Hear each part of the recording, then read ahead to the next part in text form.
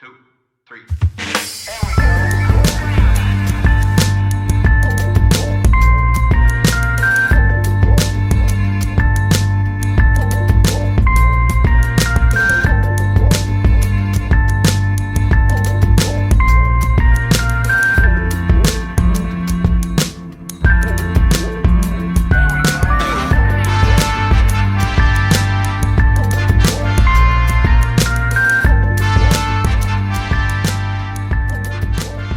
What's going on, ladies and gentlemen? It's the one and only Dog Waters, James Williams.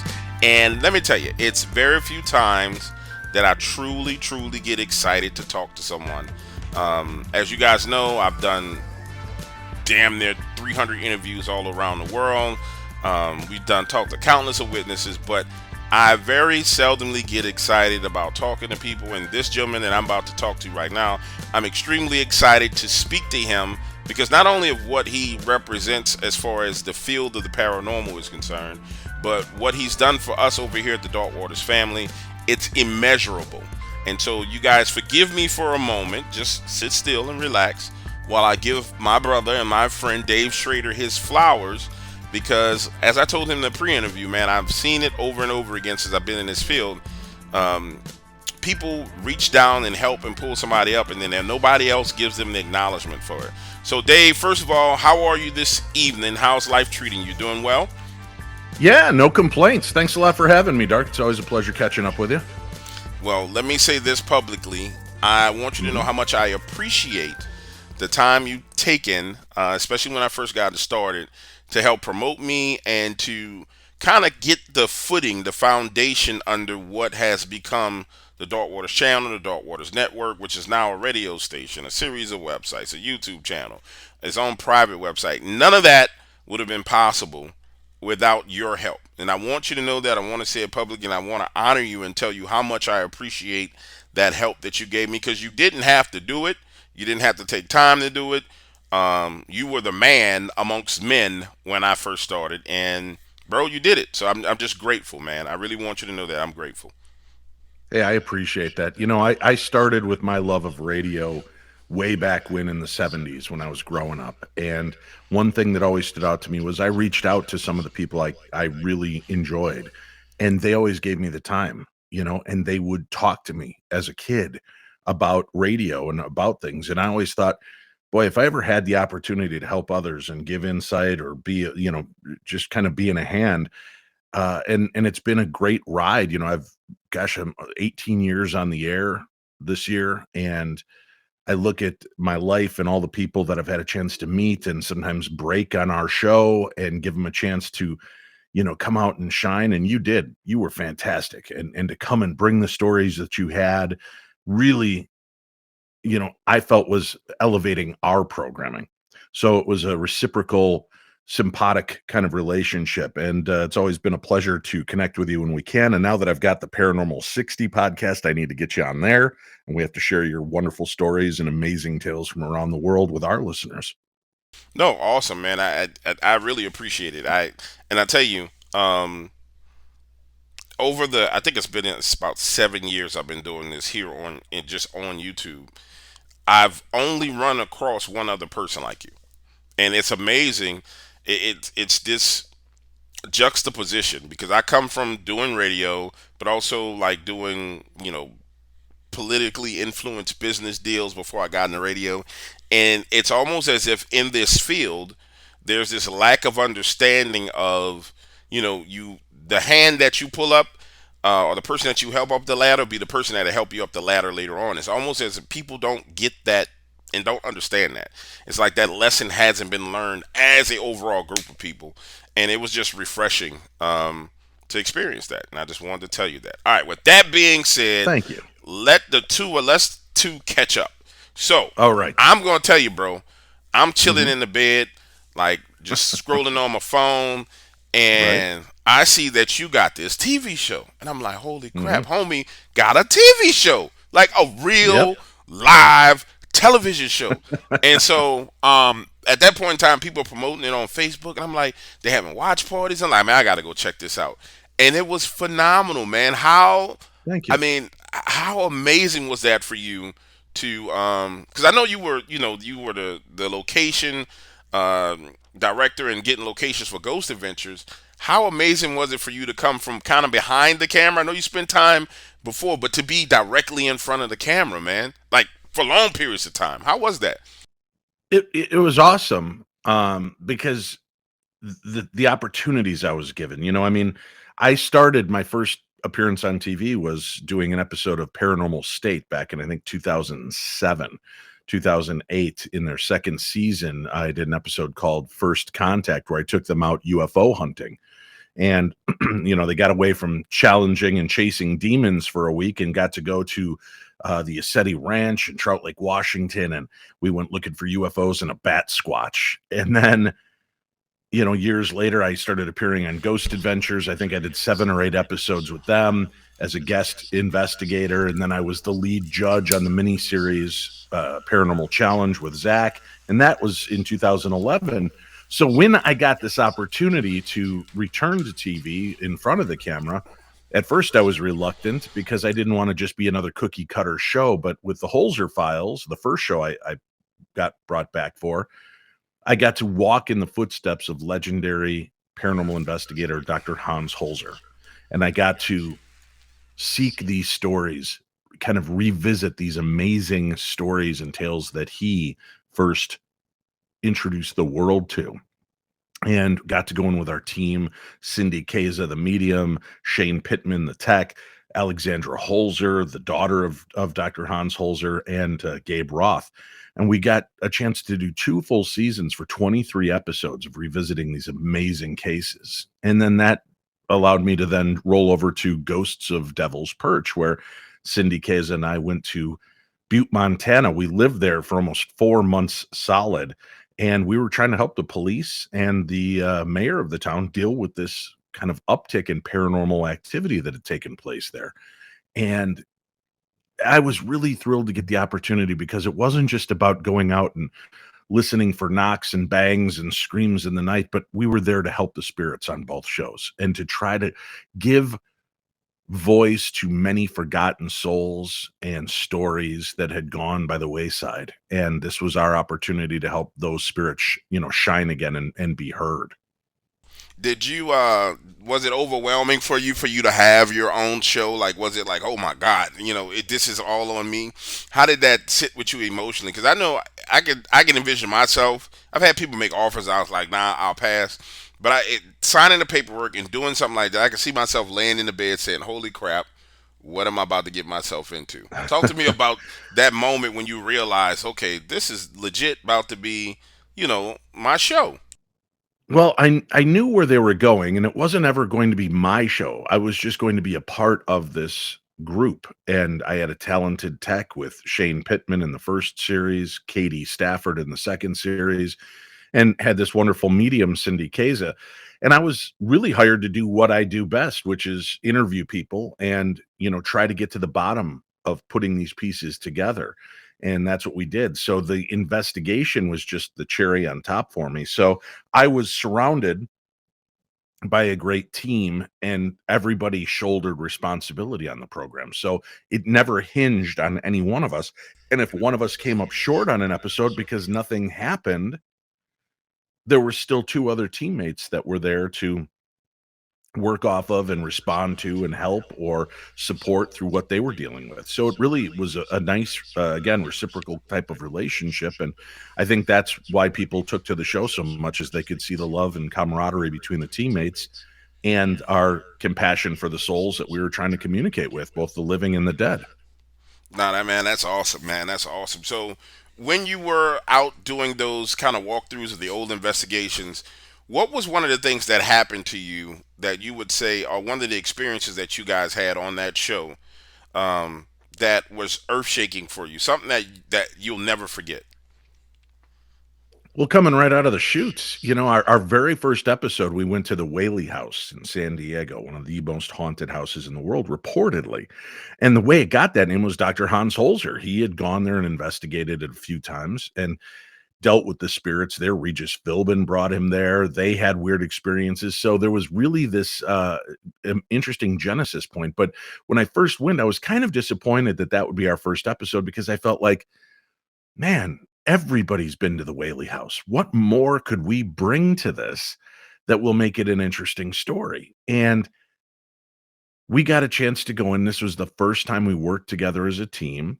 And during the investigation, this malevolent spirit, and I don't call it demonic or anything evil. It was just a very angry spirit who had been forgotten, who had been lied about, who had been kind of vilified for being the leader of people and leader of men that he was. And although his resolve to take back the land, resolve to get rid of the people that had taken it from them, was violent by nature, he did what has happened throughout history when people want to take back what's been taken from them. And unfortunately, he got caught in the crosshairs and was put to death for it. So here we are a couple hundred years later, calling him out by name, a name that had not really been spoken or talked about in all these years. And he was pissed. And Cindy, the medium, had said, Dave, he does not like you. He's going to take out your knees. And this again being the first time I've worked with this medium, I kind of rolling my eyes. I'm like, wow, we're really amping up the drama for TV, aren't we? Oh, the ghost is gonna take out my knees. And then when we were standing there and I started pushing the ghost, I said, you were shot. Did you push Violet Whaley to shoot herself? And we heard what sounds like a shotgun go off in the house. It was deafening. Boom! And we all jumped and we started playing back the recording. And as we're playing back the recording, something hit me with such a force that it lifted me up off the ground into Shane, and then I fell forward and hit the ground. And when you watch the video, you'll see I turn around and look. I thought one of the cameramen had maybe tripped on the carpet and fallen into me. That's how heavy this presence was. And it hit me, knocked me into Shane. And when I realized there was nothing there, that really shook me up, because I've heard experiences of people being touched and scratched and pushed and pulled and bitten. And I've always taken it with kind of a grain of salt. And now I had my own experience and I saw what kind of force the other side had. And that really put me on my heels and gave me a whole new respect for the paranormal. Nah, man, it's extremely frightening when, and I've experienced it over and over again. It's extremely frightening when you're touched, when you're pressed, when you're poked, when you're prodded, when, even in my case where it's been whispering, where I've been whispered to, bro, that's extremely terrifying, because it's this sense of, hey, man, I'm not in control of this environment, nor am I in Right. control of this situation. And everything Mhm. about us as human beings, we want to feel like we're in control. And once you come to the realization that, hold on, there's something that I, not only can I not touch it, hit it, punch it, kick it, I can't even spit on it, but it has the ability to bring harm to me. I mean, it's a frightening thing, man. And Right. Right. then once that fear gets on you, it's very, very hard to get off. How did you deal with the fear of that? I know you've been out and about for a while, but Right. how did you get over that? Because you live on TV, or well, not live. You guys are recording. Right. You had to take a break, huh? Yeah, I did. I shook it off. I went outside, and I guess maybe it's partly my I'm a father and I've got 11 kids between my wife and I. So I've seen a lot of really scary real world situations having kids, right? Where, people are Yeah. sick and things happen and there are accidents. And so it kind of prepares you for being out there in the paranormal realm. And it gave me the opportunity to, okay, I can lash out at something like you said that I can't see or witness, and the ghost may be in another room, or like dealing with the children, I can go back in, show a sign of respect, and say, listen, this isn't the way we deal with things. Just talk to me. I'm here. What can I do to help you?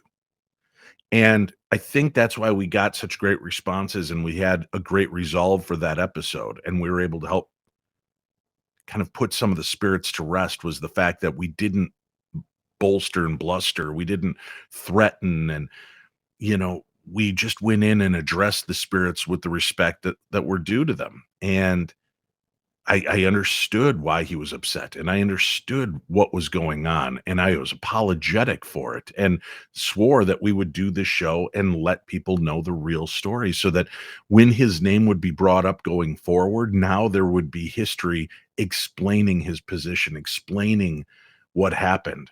And they never had another problem like that again. So that really gave me a good sense of accomplishment, that we found a way to reach the spirits in a way that other shows weren't, and we were dealing with them. And it's truly been an honor. I got 23 episodes of the Holzer Files and had a chance to just kind of go in and do what felt right. And they allowed me to pray in these locations and pray for the spirits, and they didn't make us call out demons that didn't exist. So we really caught lightning in a bottle in a very interesting way, because we were able to do what felt right for us and seemed to work. No, and that's unique because typically with those TV shows, it's and that's been my problem with them. It's this direction that's set up for the show, and it's hardcore Mhm. direction, and I understand why. It's designed because you want to get the views, you want to get people's attention, and it's very seldom do you get a chance to where you can actually operate in truth and work in the way that you want to work. Well, Um, we were lucky with Dr. Holzer's files, Dark. We had all of his original case files, handwritten notes, but then we also had his recordings, and we had the film footage, and we had the photographs. So whether we encountered anything or not, the evidence was already there. It already existed, and it was sometimes more terrifying hearing the channeling voices of ghosts. And if you watch the show at the beginning, you hear Ethel Meyer, this genteel English woman, and this voice is emanating from her, "My body, where's my body?" and calling out. And that was terrifying enough. So they really felt that the crux of the show was in the original evidence files that Dr. Holzer had, and could we corroborate them? And when we did, fantastic. But there wasn't that same pressure to us because we already had a hook that didn't entail needing to craft anything around it. But I will say I've been on Ghost Adventures, Paranormal State, shows like that, and I've never seen any shenanigans. I've never seen them craft a story around something. I was there. The evidence we caught is what they showed. When I was on Ghost Adventures and we did the Demon House in Seattle, that was exactly as it appeared. We got no activity, not even a dust orb floating by a camera. And they presented the episode that way, which I thought was bold and fantastic, that they showed, hey, this happens sometimes. And, it's funny because the audience who's out there shaking their fist the most at, "Oh, we want reality," and, "Oh, they're so overacting, and you can't find something everywhere." And they aired an episode where they got nothing, and people bitched and whined and moaned about it. yeah, Well, there was nothing there. Why'd you even waste our time? Because we wanted to show you that sometimes the claims and why this person felt this way is just as fascinating as finding this. And could we go in and could we corroborate or disprove, which has always been the crux of these shows? Can we disprove these claims to help these families feel better and more grounded? And the gentleman that whose house it was, he has gone on to try to make a career out of swearing his house was haunted with these demonic forces. But Dark, for God's sakes, there were these things painted on the wall, images, 666, Native American symbols, the upside down man, all of these kind of tropes from horror movies. And then the funny thing is they weren't just painted, they were like sponge painted. So I always thought, well, is this an interior decorating demon that we're dealing with? Because why would he sponge paint 666 on the ceiling? You could tell what type it was. It was just ridiculous. And God love him, let him go out and continue to try to spin his yarn. I don't believe that there was anything demonic there. I think it took a team from Europe coming over there to investigate, to agree with him and try to disclaim everything that we found on Ghost Adventures. But anybody that really went in there and saw the evidence or lack thereof, really kind of, you could see for yourself. Nothing ever happened on camera. He would always have his camera at an angle where something would whiz by from another distance, and instead of spinning the camera towards the area that it just came from, he'd aim it at where the, like where the candle smashed into the wall, instead of turning around to see if there was anybody there that threw the That candle. threw it, So it was right? just, yeah, it was a lot of nonsense. And then when I called him out about it on a radio show once, when he called in and tried, got very defensive, I said, what's interesting is you're playing your video games on this big screen TV and you're loud, and that's what pisses off this ghost. But it throws a glass candle holder at your wall. Why doesn't it throw it at your TV set? Why doesn't it hurt you by taking out the thing that's irritating it most? Why isn't it starting your PlayStation on fire? Right? And lo and behold, within a couple of days, oh my God, now my laptop computer screen, it shattered it. Yeah, but it still didn't destroy your big screen TV that makes all the noise and racket that pisses the ghost off. It didn't do anything else. And how do I know you didn't just drop the computer and put this up? And then, yeah, the experience of, then it came and it nailed a pair of jeans to the wall. Why would a ghost crucify a pair of Levi's? Right. Again, it was all nonsensical evidence. It was very weird, and I feel bad. I think the guy definitely wants attention, and it cost him a relationship, and it I think has not boded well for him. And it was never our intention to make him look stupid. We thought he legitimately wanted answers, and what we came in to say was, there's nothing here. And that's the craziest thing. Like, um, if he's claiming that there's actually ghostly, or it sounds like he was trying to say there was demonic activity, then Mm-hmm. there's telltale signs of demonic activity. It's going to start with him. It ain't going to start Mm-hmm. with nothing else around that building. It's going to, when you Right. see him, touch him, smell him, you're going to know that something's off with him, because there's Mm-hmm. direct attachment to him. And then the rest of the stuff is real. It really gets simple. You got a candle Yeah. lit, that fire is going to come up off that wick of that candle. There's a real demon there, because they're an inversion. So it's like, it's certain things that anyone who's ever dealt with real spirit warfare, demonology, demons, man, the truth. And when you talk to a person, you can feel it on them, you can sense it on them, as opposed to someone who's just running around doing hoaxes and faking. And I think Right. um, there's a fine line. I found that there's a fine line in this field, as far as like, kind of bringing attention to, but it's necessary to bring attention to things that aren't legit, because then people get these concepts and their ideas in their minds of, for example, a ghost or a demon is nailing jeans to the wall. So there's nothing going on in my house because on this TV show it nailed this to the wall. And there's so many other instances where people going through the veil, going to sleep, experiencing things in that veil where they're feeling pressed down, pulled, flipped over, all these different things that people encounter that are more indicative of that behavior and that activity, as opposed to some sponge paintings on the wall. You know what I'm saying? It's crazy, man. But Right. And I also think, we can't always dismiss just because it doesn't fit our paradigm. You can't always dismiss the type of activity that takes place or what people's claims are. Just because it may not make sense to you doesn't mean that it isn't a real phenomena around that person. And that whatever this creature that is appearing to them, it's not customizing itself because I know that this is something that terrifies this person. To Dark Waters, it may be something else. To Dave, it may be a serpent king. It may be the things that haunt us in our deepest, darkest recesses of our mind. So I don't dismiss those stories or what they're experiencing just because it doesn't align with me.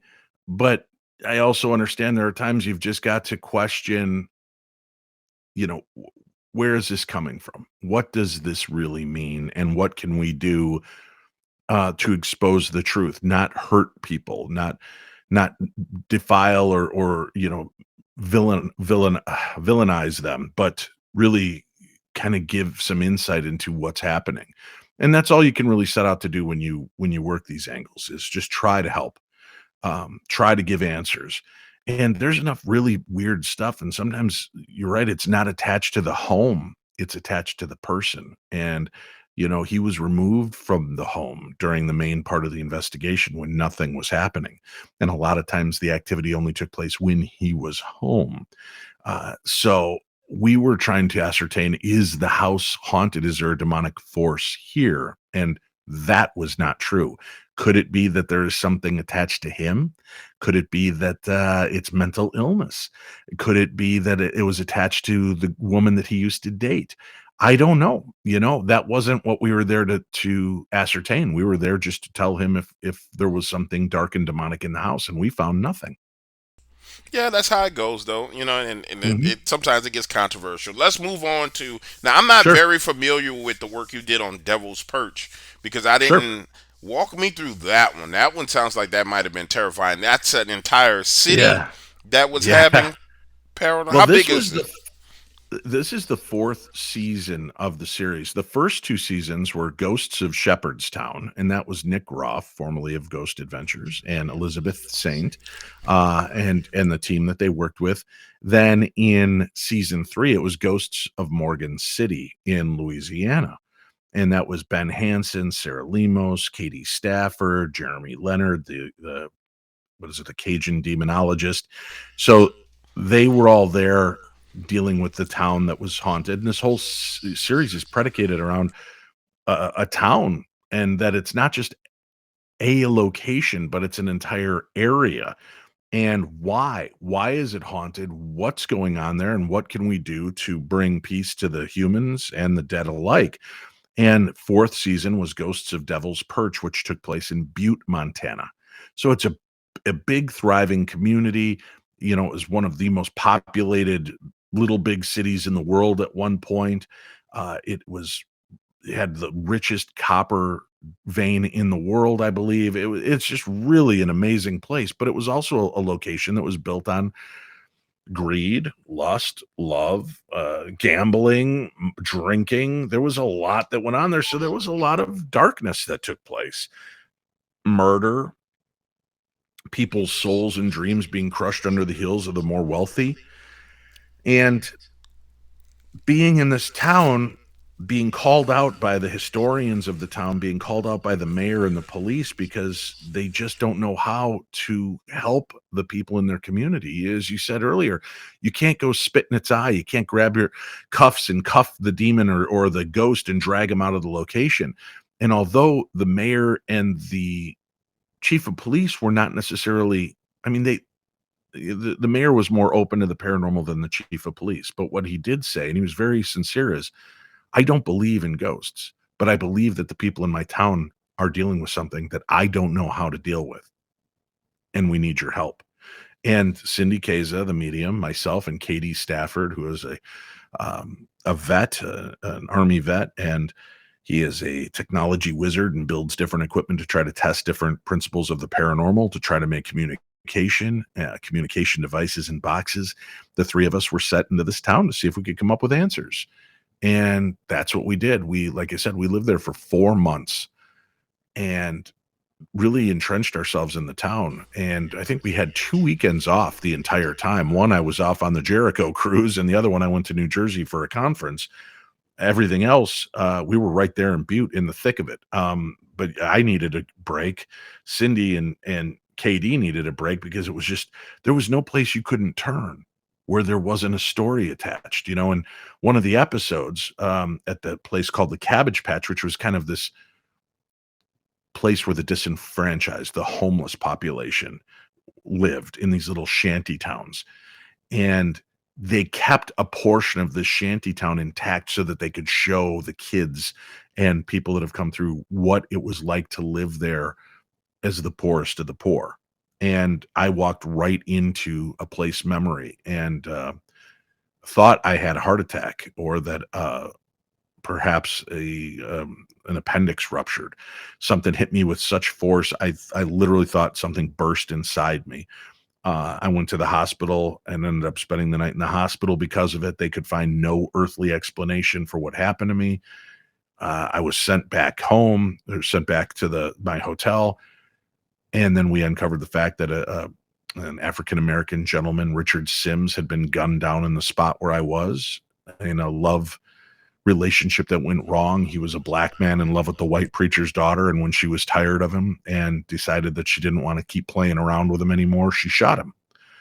And his story was forgotten. He was swept to the side and under the carpet while her family went on to prominence. She wasn't even, I don't even think she was fully tried for it. She certainly wasn't found guilty or convicted because, it's just a black guy back in the day. Who cares? And that Right. was heart-wrenching to us that we get this story and it gave us a chance to come out and tell the story again. But I tell you that to tell you this, when I go in the hospital, once they got past, okay, he's no longer in danger, doctors and nurses filtered into my room all night because they heard I was the paranormal guy. And they all had stories. Hey, I grew up over on this street. Are you investigating over there because this happened to me? Or I grew up over there. Or they were telling me ghost stories that were taking place in the hospital currently.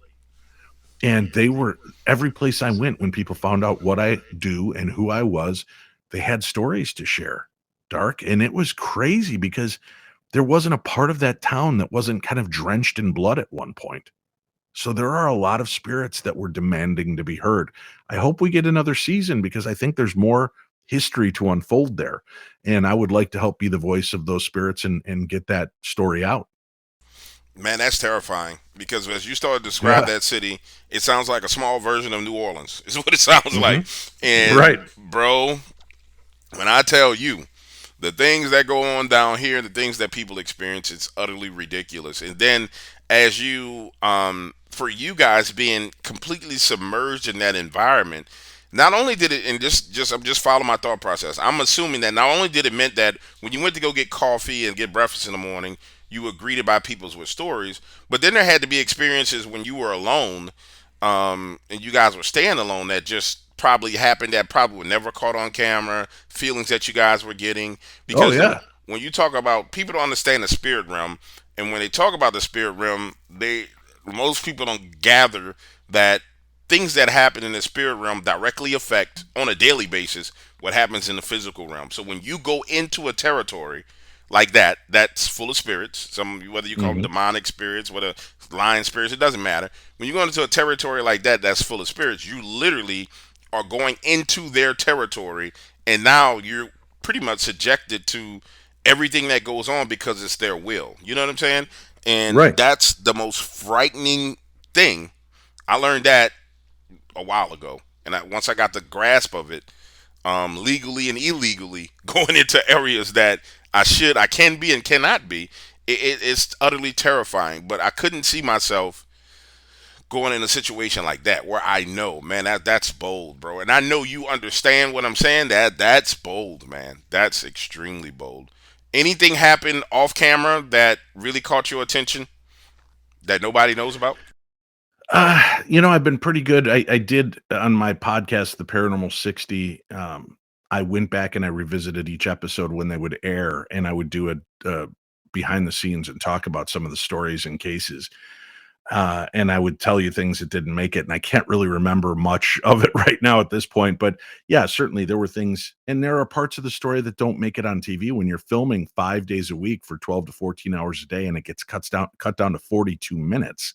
You lose a lot. Sometimes we would get amazing evidence, but it had nothing to do with the story that we were investigating. So Right. there was a lot of history in that house. What we caught had nothing to do with the story we were investigating. And we couldn't take time to jump into another parallel universe story. We had to wrap this one up. So some of that stuff didn't make it. And there were a few pieces of evidence we missed that aired on TV that we didn't see, including one scene when this closet door slides open on its own while Cindy's in there doing a communication. And our camera guy happened to be kneeling right in front of the closet. And you catch there's this hand that kind of appears in the darkness and then just kind of folds in and disappears. It's creepy as hell.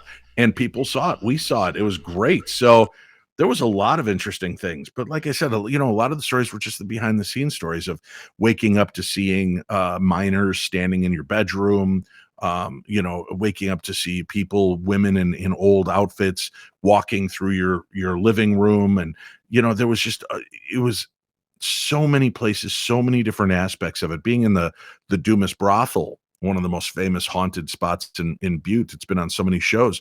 We caught a lot of crazy stuff. And then while we were setting up, getting ready to film, we had lights blowing out. We had cameras that would not work. We had to take them out of the building thinking, oh my God, something's happened. They've crapped out. And as soon as we get them out, the cameras would come back on. It's crazy. No, that's about par for the course. For any time you're dealing with spirits and really dealing with the paranormal, it gets real hairy real quick. That's Right. you know what I started doing probably in the past 12 months was initially when people would call me with problems and issues, I would kind of give them some advice, do this, do this. I tell you something, Dave, when you start praying for people who have spirits associated with them and Hmm. interceding for them, man, you Right. start to see some of the wildest things. Just recently, this lady called, she was sending these pictures, bro. I mean, pictures of shadow men with horns, like straight up looked like a man with big old horns that curled down. She sent us a photo of a Native American standing on her ceiling, you clear as day, fully manifested, with a glowing diamond in the middle of his head. And she says, "I want help and I need help." So man, we start trying to help this woman and praying. And I go to bed and wake up out like about normal time to take a leak.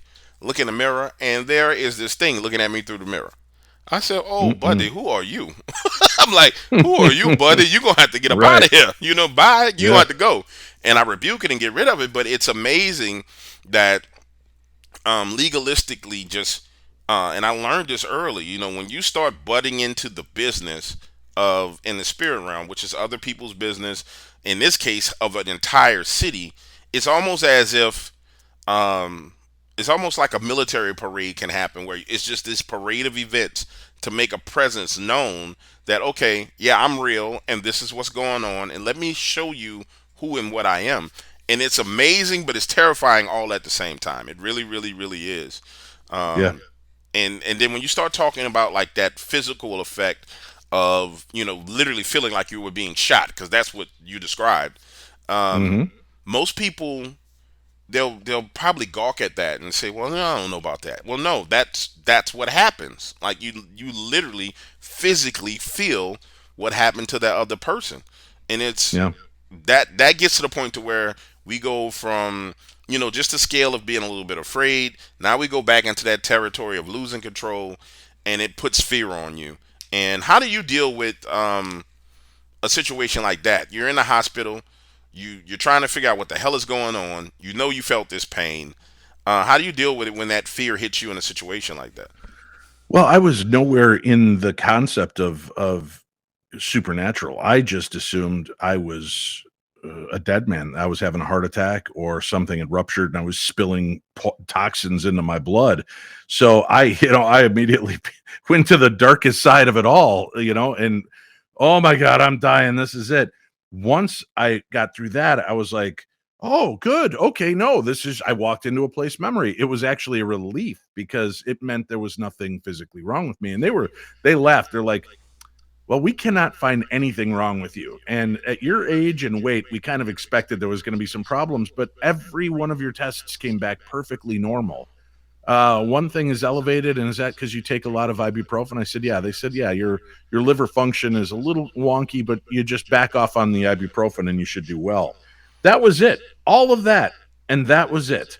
It was just that I was fine. I was in good health. I was absolutely okay. So the fact that it was paranormal was a relief to me, and so it didn't put me in the same scare factor. Right. But then it went straight into, oh my God, what happened? And I had a few days off from that, and they actually dug into it, and that's when they found this poor guy who had been murdered, Richard Sims, and then found the story behind it. And here, there's one thing that didn't make it.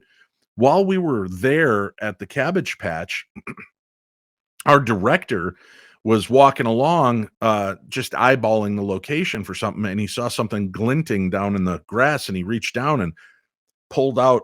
He dug up this little necklace with a heart shape pendant that was engraved, and it said Richard on the back, and it had an engraved image of this African American man. And obviously, it's a contemporary new necklace because of the work that was done on it. but he's like, "Oh, this is weird." And he put it in his pocket thinking, "Oh, I'll give it to Fisk, our historian. Maybe he knows who this guy is because Fisk knew everybody in town." And the audio recordings that Cindy and Katie had gotten were saying this, identifying a spirit as Richard. And when they all got together, they didn't show on scene because understandably they thought, oh, nobody's going to believe the director just happened to find a necklace with Right. a black man's picture on it and his name is Richard on the back, even though it's definitely not the same guy.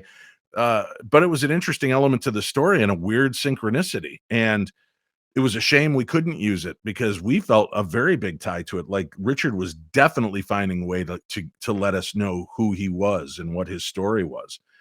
So it was, I've had people say, "Well, Dave, okay, so you've been knocked down a couple of times, you've been bitten, you thought you got shot or stabbed. Why do the ghosts pick on you?" And like before the show today, we were talking. He said, "You just got to take everything day by day. You just got to try to make the absolute best of the day that you have before you." And that's the way I like to look at those moments. People want to look at it as though I was attacked. I like to look at it as though the ghost found the right person to make an impression on. And I was able to turn around and help instead of running out scared, screaming, unaffected, or not unaffected, but not affected in that way. And, maybe had it happened to Cindy, being an empath and a psychic medium, she may have not wanted to go back in and it would have been too personal. And had it happened to KD, who is a vet from the Iraqi and Afghani wars, he might not have let it affect him the same, or he might have just shelved it and not talked about it. The spirits found the right person to communicate with to get the attention of everybody. And I felt that it was a gift bestowed unto me from these spirits to kind of, here's somebody we can connect to. No, that's a And then cool they way of did. looking at it. That really is a Yeah. cool way. I don't think I can look at it like that. You are OG for that. I'd be like, yo, stop touching me, don't press me, don't touch me, get away from me. But I mean, that's definitely a good way to look at it, and that's a way to keep yourself open so you can encounter it again and have an appreciation for it. You know what I'm saying? Yeah. And it Yeah. takes that to do what you do. You know, it really does take that to do what you do. Ladies and gentlemen, we're going to pause right here because I don't believe in promoting at the end of interviews because people, you guys listen and you be like, oh, I forgot. Look, Paranormal 60 on YouTube is where you can find Dave Schrader. He's already told you about the TV shows. He's already told you about the things he has going on. Head on over right now and subscribe to Paranormal 60.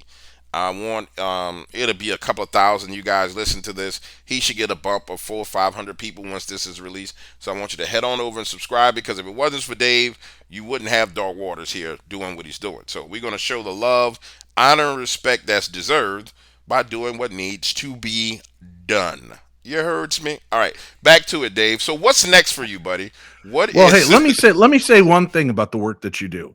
I don't think you're giving yourself enough credit, and I appreciate that you're giving the flowers to me as a thanks, but you are a standout individual, James. You are a guy that is going to make things happen.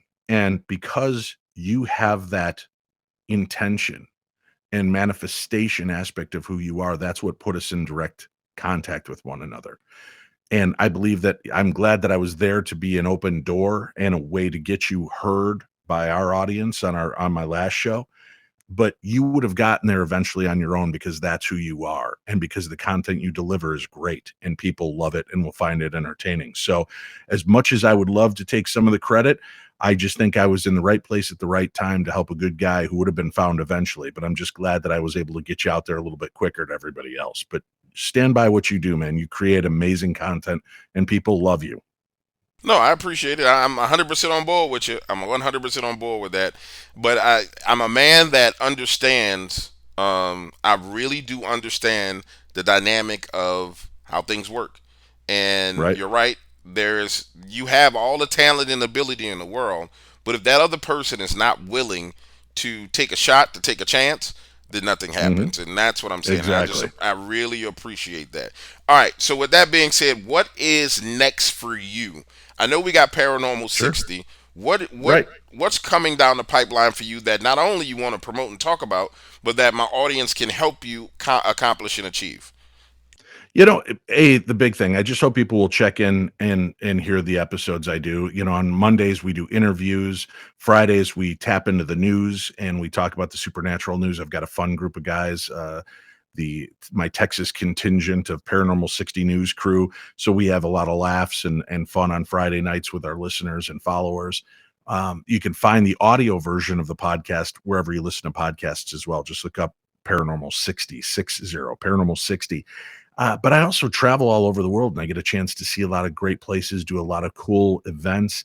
I think the photograph I'm looking at you was taken at, wasn't that taken at Wizard World in New Orleans when we Yep. were there together? Yep. Yep. WizardCon in New Orleans sure was. Yeah. So I'm going to be doing a bunch of cool events this year. People can go to darknessevents.com, darknessevents.com, and they could see where I'm going to be. So you could come out and meet with me, hang out, maybe even get to ghost hunt. I'm going to be at Joliet State Prison on May 5th and 6th with Shane Pittman from the Holzer Files. And we're going to be investigating for the weekend what is, in my opinion, one of the truly most haunted locations in the world.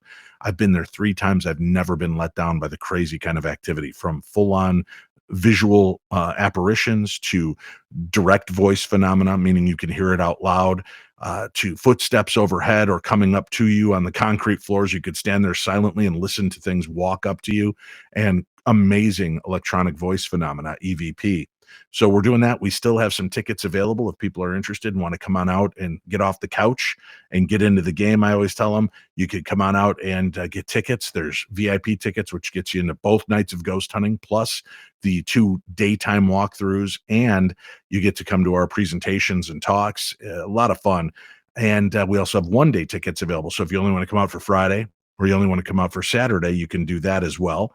I just added a trip to England. I'm going to be going out to the Festival of the Unknown, a paranormal conference in England, and we built a little tour around it. So it'll be a couple-day tour before the conference.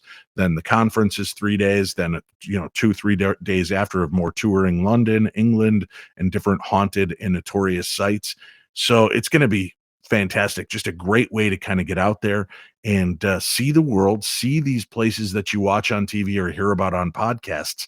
And I hope people will consider doing that. But there's a ton of different type of activities, locations, and places to meet me throughout the year at all across the United States and around the world. So I hope your listeners will come on out and meet me. And if you do, tell me you heard me here on Dark Water Show, and let me know where you heard about me. That's just always the nicest way, because it's nice recognition to go, great, I'm glad you heard me there, and I'm glad Dark is getting those listeners. No, that's awesome sauce. I tell you, going back to that WizardCon, man, the when we went to that event, I did not anticipate us having a room full of people. I was like, okay, we're gonna go in here, we're just gonna chop it up and we're gonna talk. Right. And I'm sitting there, I'm like, yo, is that Shorty from the news? I think I know her. That's a reporter. And then I'm like, okay, the room is filling up. And then I had people walk up to me. It's like, oh, I love you and this and this. I'm like, whoa, buddy, hold on, Kimosabe. I'm a regular dude. And that's when it hit me, the effect that we have on people Hmm. as we talk about these topics. It hadn't really settled in at that point in time until then. I was like, this is wow. That was one Well, wild experience, man. what was great is Wizard World was this kind of Comic-Con, super con nerd fest, right? And I loved going to those when I was a kid, and that, I convinced a couple of them, hey, you're in Minnesota, let me come and do a talk on the paranormal. And they're like, I don't know, man, this is sci-fi and superheroes and comic books. I'm like, well, if nobody comes, nobody comes, but let's do this. And I started filling rooms really well. And then my favorite one was I did GalaxyCon, their first conference in Minnesota. And they're like, sure, we'll try it. And my talk was, the doors closed at the conference at like 6, and my talk was at 8 o'clock that night. And I'm like, who the hell's going to stick around at 8 o'clock, 2 hours after the doors close, for the main convention and vendor rooms? Who's going to hang around? And so I snuck in about 45 minutes early, and there was somebody up there talking before me, and they had about 20 people in the room. And I'm like, oh, 20 people, it's not great, but it's not horrible. And then the person got done talking, and half the group stood up and walked out of the room. And I'm like, geez, 10 people. oh, that sucks. And I looked at my watch and I got up in front of the room and I'm like, hey, I'm Dave Schrader. I'm going to be talking about the paranormal. I've got ghost stories, this and about 2 or 3 other people got up and walked out of the room. Now I'm looking at 7 people. And as they walked out, they shut the door behind them. And I'm like, well, and I'm thinking to myself, you just do this. You treat these 7 people like you would if there were 7,000 here. And you give them a great show. And I started knocking it out. Now it's 15 minutes in. All of a sudden, I see this guy duck in and he's wearing the GalaxyCon shirt. He's one of the runners, and he sits down and he's kind of giving me the stink eye. And I'm like, what's going on? And I keep talking. And finally, he gets up and he moves closer to me and he starts tapping his wrist. And I go, I'm sorry, everybody, hold on. And I go, what can I help you with? And he goes, you need to get out of here. The next speaker is supposed to start. And I go, no, I'm supposed to be here for an hour. And he goes, no, our next speaker is supposed to start. I go, who's your next speaker? And he goes, Dave Schrader. And I go, I am Dave Schrader. And he goes, oh God, hold on. And he gets up and walks to the back of the room and opens the door. And there is a line 250 people deep waiting to come into the room. He let them all in. The wall were wall to wall. People are sitting in the aisles, standing in the back of the room, standing around the sides of the room. And I go, I got to get a picture of this. Do you guys mind? And because I was blown away, I took the picture. He went out and got other big shots that were part of the conference to come see my room. And afterwards, they came over and they said, you had more people in your room than a lot of the celebrities, like major movie and TV stars, had attend their talks. When do you want to be back? And I just got signed for all 4 of the Galaxy Cons this year. And they're looking to bring me onto a couple of their pop-up horror conventions as well. So I'm going to be out there doing it. And it's because there is such a great fan base, not just of mine, but a fan base of the paranormal. People love the unknown. They love to talk about the strange. And listen, it's the one great evener, right? Doesn't matter what color you are, doesn't matter what sexuality you are, doesn't matter what religion you ascribe to, it doesn't matter what walk in life you are, if you are a homemaker or a vice president of a company. We all have to face death at some point. We're all fascinated by mysteries. We all grew up watching In Search of and Sightings and Unsolved Mysteries and the X-Files and programs that got our juices going. So people come out, and it's great to see that I can look in a room that's got every ethnicity, every age group, every financial stability group in there. And I look and this is where we're all even. This is where we can all come together. And I love that aspect of doing what we do in the paranormal. Nah, it's phenomenal, man. And truthfully, it's mind blowing. It really, really is mind blowing. The fascination that people have and the interest. And then you know what else? The knowledge base that people have. You'll be, and I'm pretty sure you've experienced this. I've spoken to people and they literally blow my mind with the things that they have a grasp and a knowledge and an understanding of. And if you just saw them in Starbucks getting coffee, you'd be like, "Oh, this guy don't know anything." And then they open their mouth, and it's like, "Whoa, buddy, how you know all this stuff?" And it's just absolutely amazing, man. It's the greatest gift of being in this field. All right, Dave, we're running up out of time. Let's hit them one more time. Where are we going? We're going to Paranormal 60. What's the name of the website for the events? Darknessevents.com. That's darknessevents.com. And if they just go to paranormal60.com, it has where you can find all of my social media. It has my shop. It has my events page. It has everything you could want. Just go to paranormal60.com and keep tuning in because very soon I have it on good authority. I'm going to be joined by Dark Waters himself on the program, and we're going to be sharing some of his favorite creepy stories over the years. Bro, you know I'm going to go clean off if we're going to do it again. It's going to be ridiculous. Let's do it. I'm going off. Let's all get right, it brother. done. Well, I appreciate you joining me, man, and thank you so much for all your help. Thank you for taking some time to hang out with us over here in the Dark Waters. And I'll be talking to you soon, brother. We'll be chopping it up soon. And may you have the most blessed and amazing 2023, and may this begin the best years of your life, Dark Waters. Thank you, my friend.